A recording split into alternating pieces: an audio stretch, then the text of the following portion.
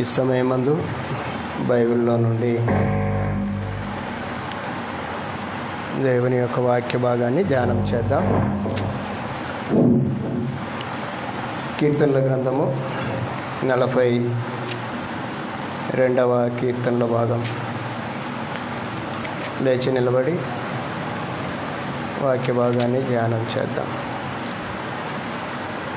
42 కీర్తనలు. దుబ్బి నీటి వాగుల కొరకు ఆశపడినట్లు, దేవా, నీ కొరకు నా ప్రాణము ఆశపడుచున్నది.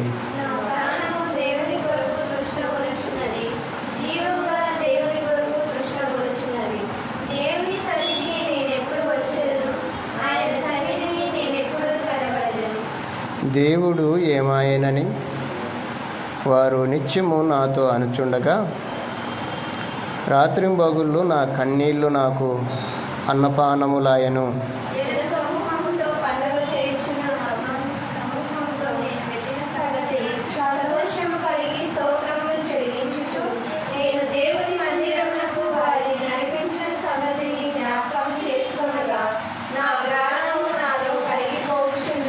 నా ప్రాణమా, నీవు ఎలా కృంగియున్నావు, నాలో నీవేలా తొందరపడుచున్నావు.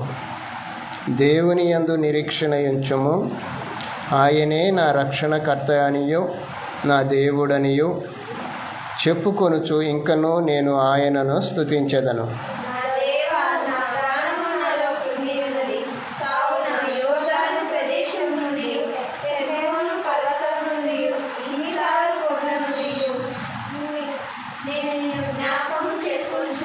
నీ జల ప్రవాహ ధారల ధ్వని విని కరుడను పిలుచుచున్నది. నీ అలలన్నీయు నీ తరంగములన్నీయు నా మీద పొర్లి పారి ఉన్నవి.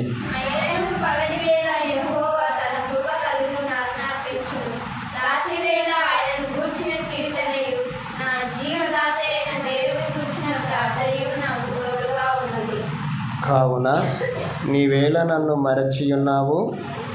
శత్రుబాధ చేత నేను దుఃఖాకాంతుడనై సంచరించవలసి వచ్చినేమి అని నా ఆశ్రయదుర్గమైన నా దేవునితో నేను మనవి చేయుచున్నాను.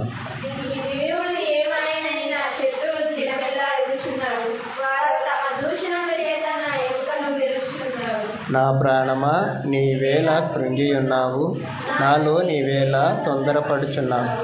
దేవుని యందు నిరీక్షణ ఉంచుము. ఆయనే నా రక్షణకర్త, నా దేవుడు, ఇంకను నేనాయనను స్తుతించెదను. అందరం కూర్చుందాం. చిన్న ప్రార్థన చేసుకుందాం. పరలోకమందున్న మా తండ్రి, పరిశుద్ధుడైన మా దేవ, మీకు స్తోత్రాలు. మీ కుమారుడైన యేసుక్రీస్తు నామములో ఈ ఆరాధన దిన కాలం అంతటిలో మీ సన్నిధికి మేము రావటానికి మీరు మమ్మల్ని నడిపించిన నడిపింపును బట్టి నేను స్తుతిస్తూ ఉన్నాం. తండ్రి, ఈ దిన కాలమందు ఈ విధంగా నీ సన్నిధికి మేము వచ్చి నిన్ను ఆత్మతో సత్యముతో ఆరాధించుకునే స్థితిని మాకిచ్చినందుకై మీకు కృతజ్ఞతలు.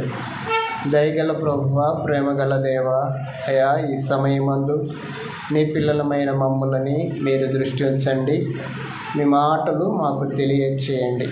ఇది నా ఆత్మీయతలో మేము పొందుకోవలసిన వర్తమానమును మా కొరకు మీరు సిద్ధపరచండి. మీరు మాట్లాడండి నాయన. మీ మాటలు మా హృదయంలో నాయన చేర్చుకొని భద్రపరుచుకొని వాటిని నెమరు వేసుకోగలిగిన స్థితిని మాకు అనుకూలంగా ఉంచండి.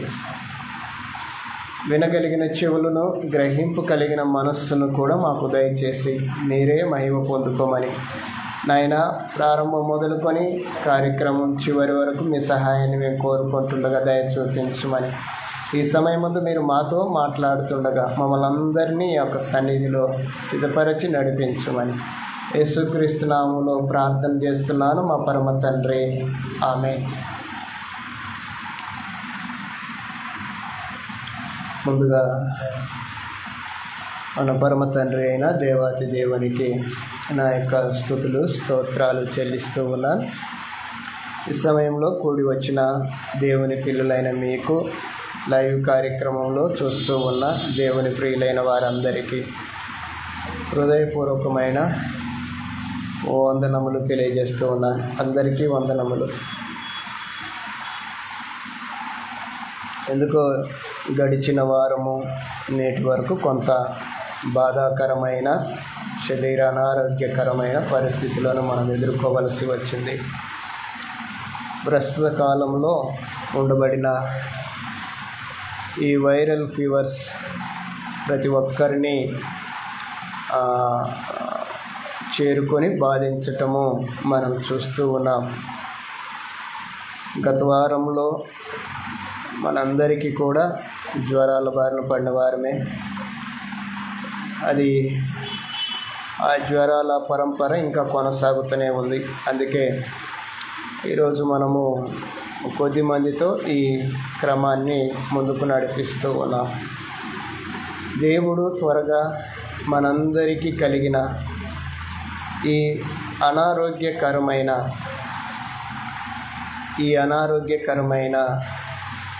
పరిస్థితుల నుండి విడిపించునుగాక. ఆమేన్. మనందరికీ కలిగిన జ్వరాలన్నీ కూడా దేవుడు త్వరగా తీసివేయాలని మనము మన ప్రార్థనలో గుర్తు చేసుకుందాం. అయితే ఈ సమయంలో ఒక ప్రాముఖ్యమైన వర్తమానాన్ని మీ ముందు నేను తీసుకురావటానికి ఇష్టపడుతూ ఉన్నాను. మీరు శ్రద్ధగా ఈ విషయాల్ని జ్ఞాపకం చేసుకోవలసిందిగా నేను కోరుకుంటున్నాను. ఏంటి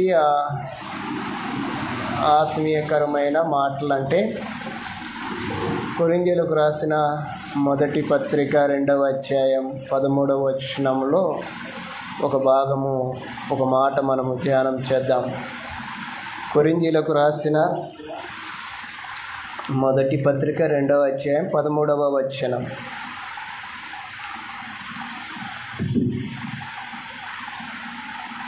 చదవండి. మనుష్య జ్ఞానము నేర్పు మాటలతో కాక ఆత్మ సంబంధమైన సంగతులతో సరిచూచుచు ఆత్మ నేర్పు మాటలతో వీటిని గూర్చియే మీకు బోధించుచున్నాను. పౌలు గారు సంఘముతో తెలియజేస్తూ ఉన్న ఒక ప్రాముఖ్యమైన వర్తమానము ఏమిటంటే, సంఘస్థులైన మీతో నేను మాట్లాడుతున్న మాటలు మనుష్యుల జ్ఞానము నేర్పు మాటలతో కాక, అంటే భూలోక సంబంధమైన, భౌతిక సంబంధమైన జ్ఞానయుక్తాన్ని నేను ప్రదర్శించటం లేదు. ఆత్మ సంబంధమైన సంగతులతోనే సరిచూచుచు నేను వాటిని బోధించుచున్నాను అని పౌలు గారు తెలియజేశారు. కనుక పరిశుద్ధ గ్రంథంలోని లేఖన భాగాల్ని మనము ఎప్పుడు ధ్యానించినా భౌతికమైన విధానాలను బట్టి ఆలోచించక ఆత్మ సంబంధమైన విషయాలను బట్టి అనుసరించి ముందుకు నడిస్తే అది మనకు మంచిది. ప్రస్తుత కాల పరిస్థితులను మనము ఒకంత బేరీజు వేసుకుంటూ ముందుకు నడవవలసిన అవసరత ఎంతైనా ఉంది. ఇది ప్రతి ఒక్కరము గమనించాలి. ఎందుకు ఈ విషయాలు మనము చెప్పుకుంటున్నామంటే, ప్రస్తుత కాలంలో ఈ లేఖనాల్ని ఒకంత భౌతిక సంబంధమైన మనుష్య జ్ఞానము నేర్పు మాటలతో ఈ లేఖనాల్ని, లేకుంటే ఈ లేఖనాల్లో దేవుడు కనపరిచిన బోధని స్వకీయ దురాశల కొరకు దానిని ఒక పక్కకు తిప్పుతున్న క్రమాల్ని మనం చూస్తూ ఉన్నాం. అయితే దేవుని పిల్లలుగా దేవుడు మనకిచ్చిన సామర్థ్యాన్ని బట్టి, జ్ఞానాన్ని బట్టి మనకు అట్టి స్థితి లేదు. అందుకు దేవునికి స్తోత్రాలు. అయితే ఈ సమయంలో మనము ఒక ప్రాముఖ్యమైన విషయాల్ని ఒకంత ధ్యానం చేసి ముందుకు నడుద్దాం. కొంచెం నాతో పాటు మీరు వాక్య ప్రయాణంలో ముందుకు నడవాల్సిందిగా నేను మిమ్మల్ని కోరుకుంటున్నాను. ఒకసారి ప్రకటన గ్రంథాన్ని ఒకసారి అందరము ఓపెన్ చేద్దాం. ప్రకటన గ్రంథం 2వ అధ్యాయం. నేను చెప్పు ప్రతిదీ కూడా మీరు త్వరగా చదవటానికి ప్రయత్నం చేయండి. 7వ వచనం ఒకసారి చదువుతారా? చెవి గలవాడు ఆత్మ సంఘములతో చెప్పుచున్న మాట చాలు. ఆత్మ సంఘములతో చెప్పుచున్న మాట వినుగాక. 11వ వచనం సంఘములతో ఆత్మ చెప్పుచున్న మాట చెవి గలవాడు వినుగాక. 17వ వచనం సంఘములతో ఆత్మ చెప్పుచున్న మాట చెవి గలవాడు వినుగాక. 29వ వచనం సంఘములతో ఆత్మ చెప్పుచున్న మాట చెవి గలవాడు వినుగాక. 3వ అధ్యాయంలోకి వెళ్దాం. 6వ వచనం. 3వ అధ్యాయం 6వ వచనం సంఘములతో ఆత్మ చెప్పుచున్న మాట చెవి గలవాడు వినుగాక. 14వ వచనం సంఘములతో ఆత్మ చెప్పుచున్న మాట చెవి గలవాడు. అలాగే ఇంకొకటి 22వ వచనం సంఘములతో ఆత్మ చెప్పుచున్న మాట చెవి గలవాడు వినుగాక. దాదాపుగా 7 సార్లు ఈ మాటను మనం ధ్యానం చేశాం. 7 సార్లు అనగా 7 సార్లు కూడా ఈ మాటను ధ్యానం చేయటానికి ఒకంత ఆలోచనాత్మకమైన అవగాహన మన ముందు ఉంది అనేది మనం నేర్చుకోవటానికి మీ మాటలన్నీ మీతో చదివించాను. ప్రకటన గ్రంథము ప్రవచన గ్రంథము అని పిలుస్తాం. ప్రకటన గ్రంథ సారాంశము ఈరోజు స్థానిక సంఘాల్లో ఒకంత పరిశీలనాత్మకంగా పరిశీలించవలసిన అవసరత ఉంది అనేది మనం ఎరగాలి. సర్వసాధారణంగా ప్రకటన గ్రంథ ధ్యానము నేటి సంఘాలకి ప్రయోజనకరం. ఈరోజు లేఖన జ్ఞానాన్ని కలిగి బోధిస్తూ ఉన్న దేవుని సేవకులైన, లేఖనాల్ని ఆధారం చేసుకొని మాట్లాడుతూ ఉన్న దేవుని ప్రియులైన వారెవరైనా ఒకంత పరిశీలనాత్మకంగా ఈ లేఖన భాగాల్ని ఆలోచన చేయగలిగితే మనకు ప్రయోజనం. ఇప్పుడు 7 సార్లు 7 దఫాలుగా ఈ మాటను ఒకే మాటను మనం చదువుతూ వచ్చాం.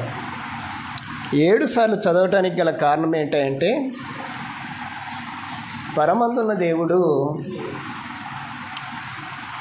7 సంఘములు అని చెబుతూ ఆ 7 సంఘాలకి లేఖలు రాస్తూ ఉన్నాడు. ఆ 7 సంఘాలకి లేఖలు రాస్తూ ఉన్నాడు. ఏ సంఘాలు అవి అంటే ఎఫెసు, సుర్ణ, పెర్గము, తురతైర, సార్దీసు, ఫిలదెల్ఫియా, లవదేకియా అను 7 సంఘములకు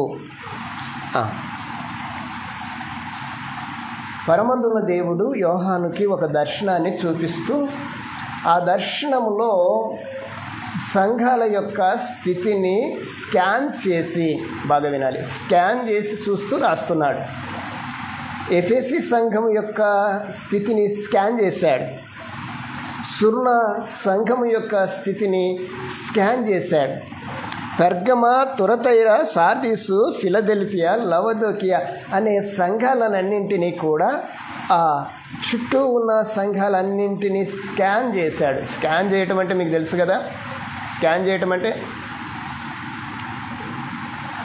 లోపలగా చూస్తున్నాడు. లోపలిగా అంటే మనం ఎక్స్రే కాలు ఎరిగింది, దాన్ని ఏం చేయాలి, మనము ఎక్స్రే తీయించాలి. ఎక్స్రే తీస్తే ఎక్కడ అది ఇరిగిందో ఆ భాగం మనకు తెలుస్తుంది. స్కాన్ చేస్తే ఎక్కడ దానికి గాయం కలిగిందో తెలుస్తుంది. అలాగనే ఆ రోజు పరమందున దేవుడు యోహానుకి దర్శనాన్ని చూపిస్తున్నాడు. ఆ దర్శనములో సంఘాలని చూపిస్తున్నాడు. సంఘాలను చూపిస్తూ ఆ సంఘాలని చూపించి వాటికి ఉత్తరం రాయమని చెప్పేశాడు. ఏమేమి రాయమన్నాడో 7 సంఘాలకి మనం ఆ 3 అధ్యాయాలు గిన చదవగలిగితే వాటికి ఏమేమి రాశాడో మనం గమనించగలం. అయితే రాస్తూ ఉన్న ప్రతిసారి చివరిలో ఆయన చెప్తున్న మాట ఏంటంటే, చెవి గలవాడు ఆత్మ సంఘములతో చెప్పుచున్న మాట వినుగాక అని రాశాడు. అంటే అర్థమేంటి, దేహానికి దేవుడు జ్ఞానేంద్రియాలను ఇచ్చాడు. ఈ జ్ఞానేంద్రియాలు వాటి పనిని జరిగించాలి, వాటి పనిని, వాటి కర్తవ్యాన్ని నెరవేర్చాలి. ఒకవేళ ఈ జ్ఞానేంద్రియాలు వాటి కర్తవ్యాన్ని నెరవేర్చలేని దేహం గిన కలిగి ఉంటే ఆ దేహాన్ని ఏమంటామంటే అంగవైకల్యము కలిగిన దేహము అంటాం. అంటే ఒకవేళ చెవులున్నాయి వినపడదు, దాన్ని ఏమంటాము, చెవిటివాడు అంటాము. అంటే దేహంలో ఏముంది, అంగవైకల్యం ఉంది. కళ్ళు ఉన్నాయి కనపడవు, ఇతన్ని ఏమంటాము, గుడ్డివాడు అంటాము. అంటే అర్థం ఏంటి, ఇతనికి కనపడదు అని అర్థం. అలాగనే ఈ దేహములో కలిగిన ఈ జ్ఞానేంద్రియాలు వాటి కర్తవ్యాన్ని నిర్వహించవలసిన అవసరత ఆ దేహానికి ఉంది. ఒకవేళ ఆ దేహము ఆ చెవులు ఉండి వినకపోయినా, కళ్ళుండి చూడకపోయినా, ముక్కుండి వాసన గ్రహించకపోయినా కలిగే నష్టము దేనికై అంటే, దేనికి చెప్పండి, దేహానికే. కనుక ఈ దేహాన్ని గురించి దేవుడు మాట్లాడుతూ ఆత్మ సంఘములతో చెప్పుచున్న మాట చెవులు గలవాడు వినాలి. చెవి గలవాడు ఏం వినాలంట, సంఘముతో చెప్పుచున్న మాట వినాలి. ఈరోజు వినలేని పరిస్థితులలో సంఘాలు ఉన్నాయి, పరిస్థితులు ఉన్నాయి. నిజంగా ఆత్మ చెప్పే సంగతులే సంఘాలు వింటే, సంఘము గ్రహిస్తే, సంఘము అంటే ఏంటో మనము ఒకంత ఆలోచన చేయకపోతే మనం ఈరోజు తప్పులో పడిపోయే అవసరత ఉంది. అందుకే ఈ మాటల్ని ఒకంత ధ్యానం చేయించటానికి మీతో నేను మాట్లాడటానికి ఇష్టపడుతున్నాను. ఎవరు వినాలి మాటలు చెప్పండి, ఎవరు వినాలి, ఎవరికి వినాలి, చెవులు గలవారు వినాలి. చెవులు గలవారు ఎక్కడ ఉన్నారు, ఎక్కడున్నారు, సంఘములో ఉన్నారు. సంఘములో చెవులు గలవారు ఉన్నారు. సంఘములో చెవులు గలవారు ఏ మాటలు వినాలి, ఆత్మ చెప్పే సంగతులనే వినాలి. అంటే ఆత్మ చెప్పని సంగతులు కూడా ఉండొచ్చు, కానీ ఒకంత పరిశీలన చేసి వాటిని మనం వింటేనే ధన్యులము, వినకపోతే దౌర్భాగ్యులం. ఇందులో ఎలాంటి తేడా లేదు, ఎలాంటి ఎక్స్క్యూజ్ కూడా లేదు ఇందులో. కనుక ఈ విషయాల్ని మనం గమనించగలిగితే ఆత్మ చెప్పుచున్న మాట చెవులు గలవాడు వినాలి. ఎక్కడ వినాలి, సంఘములో వినాలి. సంఘము అంటే ఏంటో మనము ఒకంత పరిశీలన చేద్దాం. ఏంటి సంఘం అంటే, మనకు తెలిసిన అర్థాన్ని మనం చెప్పుకుందాం. ఇక్కడ నేను బోర్డు మీద మీకు ఒకంత క్రమం కనపడుతుంది. సంఘము అంటే ఏంటట మరి, చర్చ్ అంటే ఏంటంటే సంఘము. సంఘము అంటే చర్చ్ అంటున్నాము. దీని ఇంగ్లీష్ పదము చర్చ్. మరి గ్రీకులో ఏమని ఉంది దీనికి అర్థము అంటే ఎక్లేషియా అనే అర్థం ఉంది. ఏమని అర్థమమ్మా, ఎక్లేషియా. అంటే ఈ లేఖన భాగాలు గ్రీకులో నుండి తర్జుమా చేయబడినాయి. ఈ గ్రంథము ఆదిమ, హెబ్రీ, గ్రీకు భాషల్లో నుండి తర్జుమా చేయబడింది కనుక ఆ భాషలో దానికున్న పదం ఏంటంటే, సంఘానికి ఉండబడిన పదము ఎక్లేషియా. ఎక్లేషియా అంటే చర్చ్ అంటే సంఘము. అయితే వీటన్నింటిని బట్టి పరిపూర్ణమైన అర్థం ఏంటంటే, సంఘము అంటే ఎవరంటే పిలువబడిన వారు అని అర్థం. ఎవరంట, పిలువబడిన వారే సంఘము. ఎక్కడి నుంచి పిలువబడ్డారు? ఎక్కడి నుంచి పిలువబడిన వారిని సంఘం అంటున్నాము? లోకములో నుండి, చీకటిలో నుండి, అంధకార సంబంధమైన అధికారంలో నుండి. కొలసీలకు రాసిన పత్రిక 1:13 ఈ భాగాన్ని మనం చూస్తాం. ఏమని రాయబడింది అంటే, కొలసీలకు రాసిన పత్రిక 1:13 భాగం చదువుతా. ఆయన మనలను అంధకార సంబంధమైన అధికారములో నుండి విడుదల చేసి తాను ప్రేమించిన తన కుమారుని యొక్క రాజ్య నివాసులుగా చేశాను. అంటే ఎక్కడి నుంచి మనల్ని విడుదల చేశాడు? అంధకార సంబంధమైన అధికారములో నుండి విడుదల చేసి తాను ప్రేమించిన తన కుమారుని యొక్క రాజ్య నివాసులుగా చేశాడు. రాజ్యము అనేది మరలా ఇక్కడ ఒకటి ఆడైంది. అంటే సంఘానికి మరొక పర్యాయ పదం ఏంటంటే రాజ్యము. రాజ్యంలోనికి మనల్ని చేర్చాడు. అంటే ఇప్పుడు మనం భౌతికంగా ఆలోచన చేస్తే రాజ్యము అంటే ఎవరు ఉండాలి? రాజు ఉండాలి. రాజ్యం అంటే ఎవరు ఉండాలి? ప్రజలు ఉండాలి. రాజ్యం అంటే ఎవరు ఉండాలి? ఏముండాలి? చట్టము ఉండాలి. ఇది ఇక్కడ చూడండి, రాజ్యము, రాజు, ప్రజలు, చట్టము. ఇక్కడ ఈ రాజ్యానికి రాజు ఎవరు? రాజ్యానికి రాజు క్రీస్తు. రాజ్యానికి ప్రజలెవరు? సంఘము. ఈ రాజ్యానికి చట్టం ఏముంది?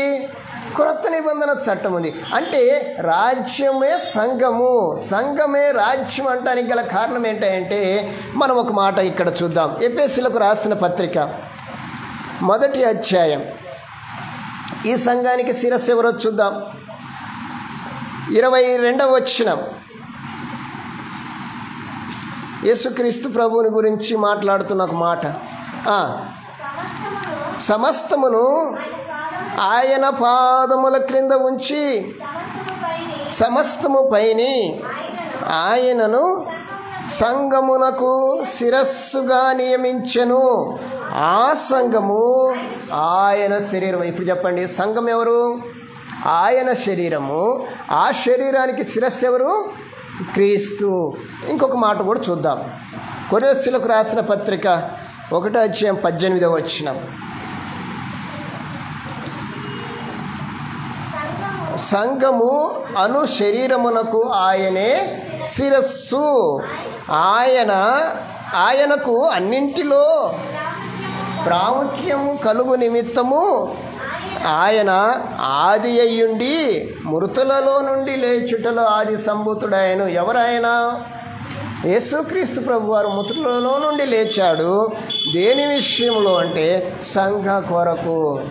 సంఘం విషయంలో ఆయన తన కొరకు, మన కొరకు చేసిన కార్యం వింటున్నాం. అంటే ఇప్పుడు సంఘము ఈక్వల్ టు రాజ్యము, రెండు సమానము. అంటే ఇప్పుడు సంఘము ఉందంటే రాజ్యము ఉంది. మనం ఎక్కడున్నామంటే దేవుని రాజ్యములో ఉన్నాం. అంటే దేవుని సంఘములో ఉన్నాం. దేవుని రాజ్యములో, దేవుని సంఘములో ఉన్న మనము ఏం వినాలి అంటే ఆత్మ చెప్పుచున్న మాటలు చెవి గలవాడు వినాలి. ఏం వినాలంటమా? వినటం అంటే వినటం వల్ల ఏమొస్తుంది? బైబిల్లో రాయబడిన మాట 10వ అధ్యాయం 17వ వచనం రోమీయులకు రాసిన పత్రికలో ఈ మాట ఉంది. వినుట వలన విశ్వాసము కలుగును, వినుట క్రీస్తును గూర్చిన మాట వలన కలుగును. వినటము, లిజన్, చాలా ప్రాముఖ్యమైనది మానవ జీవితంలో. దేవుని పిల్లల విషయంలో దేవుని యొక్క సంఘము మొట్టమొదటగా చేయవలసింది ఏంటంటే వినాలి. ఈరోజు చాలామంది వింటున్నారు కానీ గ్రహించటం లేదు అని ఎప్పుడో క్రీస్తుకు పూర్వం 700 సంవత్సరాలకు పూర్వం యెషయా గారు చెప్పిన మాటలు నేడు కూడా లేకపోలేదు. ప్రియులారా, ఆలోచన చేయండి. వినాలిది వినితే ఏమొస్తుందట? చెప్పండి. వింటే ఏమొస్తుంది? విశ్వాసం కలుగుతుంది, నమ్మకం కలుగుతుంది. మనం విన్న దాని మీద మనకు కొంత పటిష్టత కలుగుతుంది. ఆ స్థితిలో మనం ముందుకు నడవాలి. అయితే ఈ సంఘము, ఈ రాజ్యము ఏమి కాదో మనం చూద్దాం. సంఘము అంటే బిల్డింగ్ కాదు.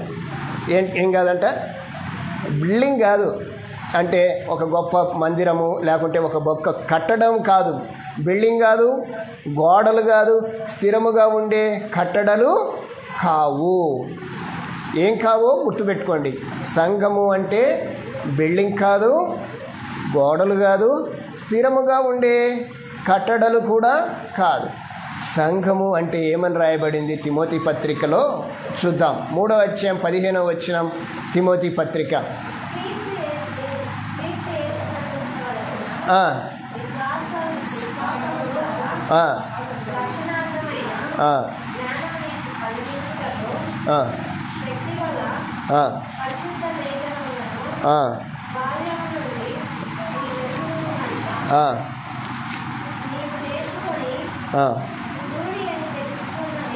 నువ్వు ఏం చదువుతున్నావా?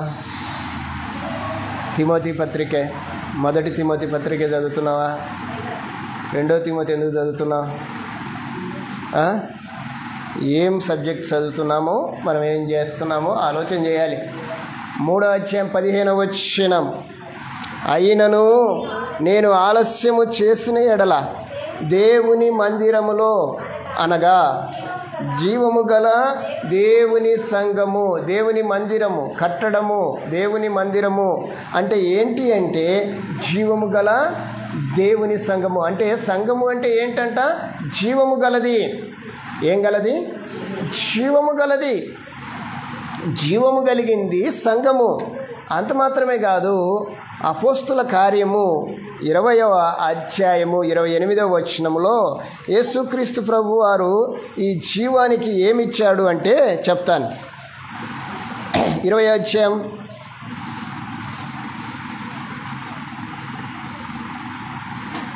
28వ వచనం,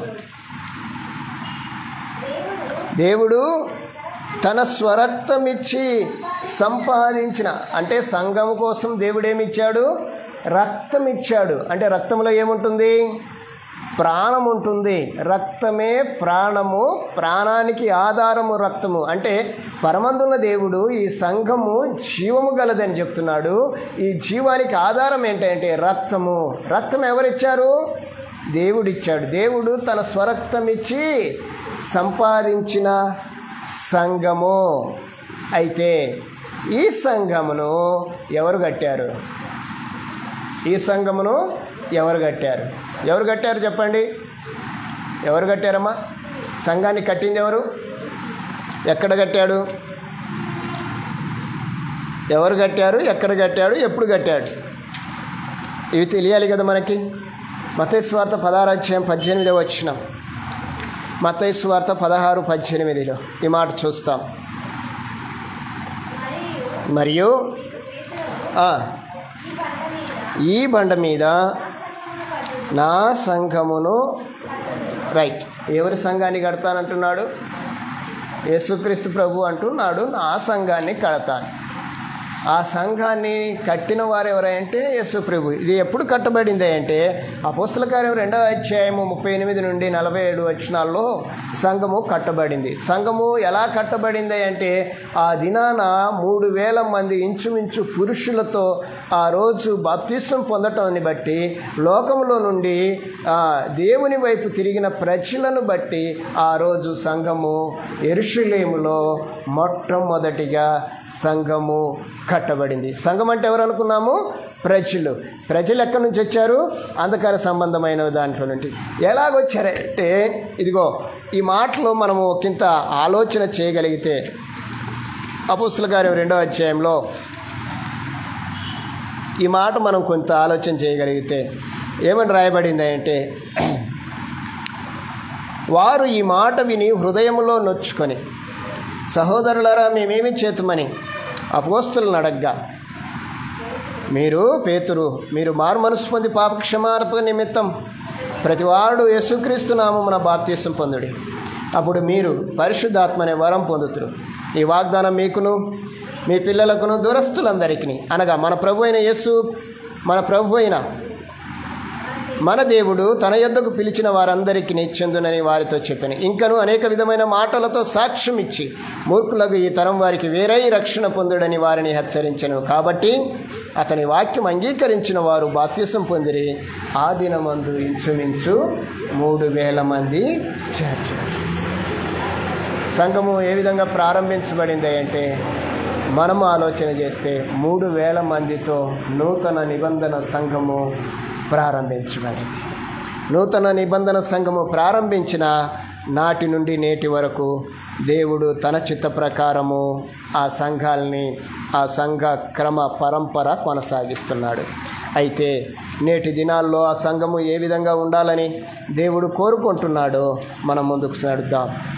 ఎఫెసీయులకు రాసిన పత్రిక 5వ అధ్యాయం 25వ వచనం. ఎఫెసీయులకు రాసిన పత్రిక 5వ అధ్యాయం 25వ వచనంలో క్రీస్తుకు స్త్రీని పురుషుని గురించి మాట్లాడుతూ చెప్తున్న మాట.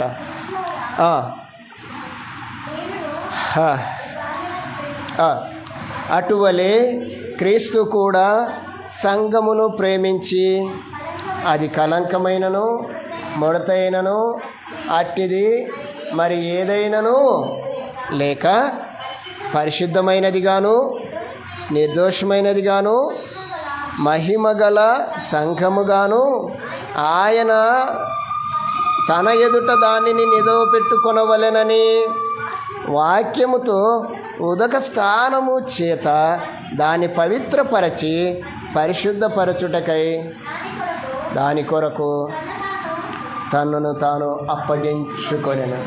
అంటే యేసుక్రీస్తు ప్రభు వారు సంఘము కోసం ఏం చేశాడంటే ప్రాణాన్ని ఇచ్చాడు. సంఘాన్ని ఆయన కట్టాడు. సంఘము ఆయనది. సంఘము అది పరిశుద్ధమైంది, జీవము గలది, ప్రాణము గలది.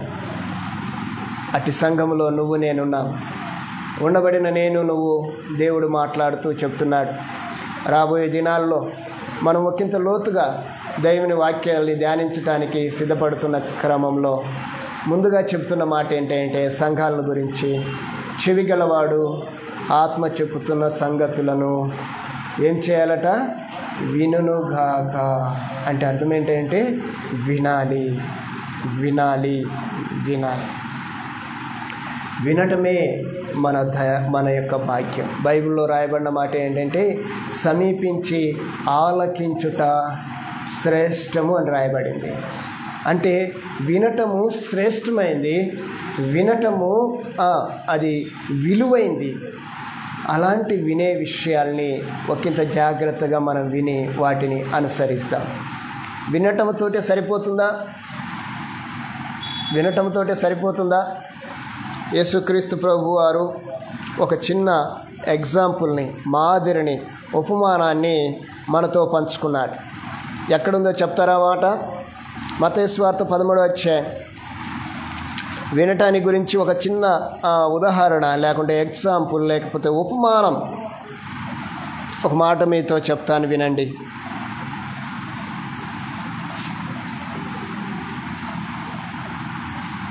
విత్తువాని ఉపమానం మనందరికీ తెలిసిందే. దాని గురించి ఆయన ఏమని చెప్పాడో చెప్తాను. 13వ అధ్యాయం 3వ వచనం. జాగ్రత్తగా ఈ మాటలు విందాం. ఆయన వారిని చూచి చాలా సంగతులను ఉపమాన రీతిగా చెప్పెను. ఎట్లనగా, ఇదిగో విత్తువాడు విత్తుటకు బయలువెళ్ళెను. వారు విత్తుచూ ఉండగా కొన్ని విత్తనములు త్రోపక్కన పడెను. పక్షులు వచ్చి వాటిని మృంగివేశాను. కొన్ని చాలా మన్ను లేని రాతి నేలన పడెను. అక్కడ మన్ను లోతుగా ఉండనందున అవి ఎండిపోయాను. కొన్ని ముళ్ళ పొదలలో పడెను. ఎదిగి వాటిని అణిచివేశాను. కొన్ని మంచి నేలన పడెను. ఒకటి 100 ఒకటి 60 ఒకటి 30 ఫలించెను. ఇక్కడ కూడా యేసు ప్రభు ఏం చెప్తున్నాడో వినండి. చెవులు గలవాడు రైట్. ఏంటి భావము మనకు తెలిసిందే. ఏంటి భావం అంటే, ఒకడు విత్తనాలు విత్తడానికి వెళ్ళాడు. విత్తుతూ ఉండగా కొన్ని త్రోవ పక్కన పడ్డాయి, పక్షులు వాటిని మృంగేశాయి. కొన్ని రాతి వేలన పడ్డాయి, మన్ను లేదు కనుక ఎండిపోయాయి. మరికొన్ని ముళ్ళ పొదలలో పడ్డాయి, అవి ఎదిగాయి కానీ ఆ ముళ్ళు వాటిని అణిచేసాయి. మరికొన్ని మంచి నేలన పడ్డాయి. మంచి నేలన పడింది ఒకటేమో 100 60 30 ఫలించింది.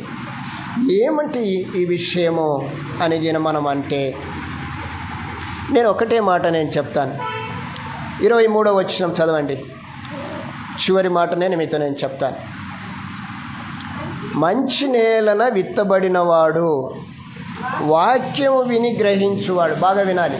యేసుక్రీస్తు ఈ ఉపమాన భావము చెప్పటానికి గల కారణం ఏంటి అంటే, వాక్యాన్ని విని గ్రహించాలి. ప్రకటన గ్రంథంలో యోహాను తన దర్శనంలో సంఘములతో చెప్తున్న మాట ఏంటంటే, చెవులు గలవాడు వినుగాక. ఇక్కడ అంటున్నాడు మంచి నేలన విత్తబడిన వాడెవడంటే వాక్యము విని గ్రహించువాడు. ఇక్కడ విత్తనాల గురించి, పొలాన్ని గురించి దేవుడు మాట్లాడటం లేదు, నన్ను గురించి మాట్లాడుతున్నాడు అనేది మనం అర్థం చేసుకోవాలి. మంచి నేలన పడినవాడు అనగా మంచి నేలన విత్తనబడినవాడు ఎవడంటే వాక్యము విని గ్రహించేవాడు. ఈరోజు నువ్వు ఎలా ఉన్నావు? మనం ఎలా ఉన్నాం? మన పరిస్థితి ఎలా ఉంది? వాక్యాన్ని వింటున్నాము, వినిన దాన్ని గ్రహిస్తున్నామా లేదా? బెరయాలో ఒక సంఘం ఉందట. ఆ సంఘము దగ్గరికి వెళ్తే వారు ఏం చెప్తారంటే, పౌలు శీలలు వాక్యం చెప్పిన ఆ సంగతులు అలాగ ఉన్నాయో లేవో అని వారు లేఖనాల్ని పరిశీలన చేశారట. ఈరోజు నువ్వు నేను ఎలా ఉన్నాం? పరిశీలన చేసేవారిగా ఉన్నామా? పరిశీలన చేసి ఏం చేయాలంటే గ్రహించాలి. గ్రహించటము అంటే మనం హృదయంలోనికి దాన్ని చేర్చుకోవటం. ఎప్పుడైతే వాక్యాన్ని నీ హృదయంలో చేర్చుకుంటావో నువ్వు ఎలా ఉంటావు? 100 చెప్పండి. ఎలా ఫలిస్తామంట? 100 ఫలిస్తాం, 60 ఫలిస్తాం, 30 ఫలిస్తాం. అంటే వాక్యం విని గ్రహించిన వారి యొక్క స్థితి ఏంటంటే ఫలించటమే. ఎవరు ఫలించాలని దేవుడు కోరుకుంటున్నాడు? ఇప్పుడు చెప్పండి. సంఘము. ఎవరు వినమని చెప్పాడు? సంఘము. ఏం వినమన్నాడు? ఆత్మ చెప్పే మాటలు. ఆత్మ ఏమి చెబుతుందో వాటిని విని ఏం చేయాలంట? గ్రహించాలి. ఒకవేళ గ్రహించకపోతే ఏమవుతామో తెలుసా? ఏమవుతామమ్మా? రాతి వేలన పడిన విత్తనం ఎవరో తెలుసా? త్రోపక్క పడిన విత్తనం ఎవరో తెలుసా? త్రోపక్క పడిన విత్తనం ఎవరో తెలుసా? వాక్యము విని గ్రహింపకయుండగా, వాక్యం విని గ్రహించని వాడు త్రోపక్కన పడినవాడు. తర్వాత వాక్యం విని వెంటనే సంతోషంతో అంగీకరిస్తాడే తప్ప దాన్ని అనుసరించడు. వీడు రాతి నేలన పడినవాడు. ముండ్ల పొదలలో పడినవాడు ఎవడో తెలుసా? వాక్యం వింటాడు, ఐకిక విచారము, ధనం, మోహము అనేటివి ఉండటాన్ని బట్టి వాక్యం వాడిని అణిచివేస్తుంది. ఈడు ముళ్ళ పొదలో పడినవాడు. అయితే నువ్వు నేను మంచి నెలలో పడ్డాం అంటే మంచి సంఘంలో ఉన్నాం, తాను కోరుకున్న సంఘంలో ఉన్నాం. తాను కోరుకున్న సంఘంలో ఉండబడిన మనము ఎలా ఉండాలంట? వాక్యం విని గ్రహించాలి. అట్టివారు ఎలా ఉంటారని చెప్తున్నాడు? అట్టివారు సఫలులై. అంటే అర్థం ఏంటో చెప్పండి. అట్టివారు సఫలులై. అట్టివారు సఫలులై అంటే వీరు ఎప్పటికీ కూడా విఫలులు కారు. We are cannot fail.